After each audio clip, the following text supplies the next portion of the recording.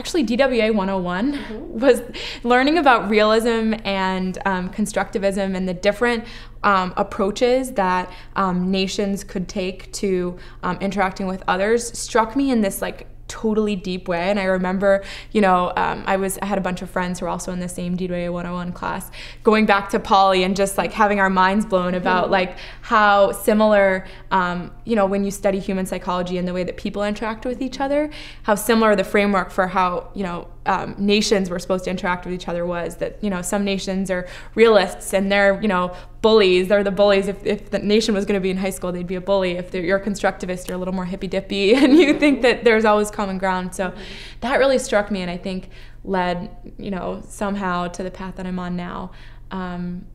So that was great. And then I did a values and vocations grant, which was totally life-changing. It is the sole reason that I'm on the Obama campaign right now, I have no doubt.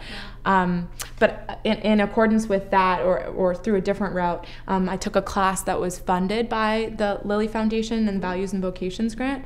And I think it was called The Labor of Work and the Work of Labor, or something like that. And it was about work and labor and meaning and gender, and just viewed work from all these different perspectives. And I think for me, it led me to think about work really differently, and it also led me to really start a long path that I've been on now for 5 or 6 or 7 years, to pursue really meaningful work, and see that as like a core value that I have for what I want my life to look like. So those are two big classes. And Anthony Chase taught my DWA 101 class. He was a great mentor of mine. So.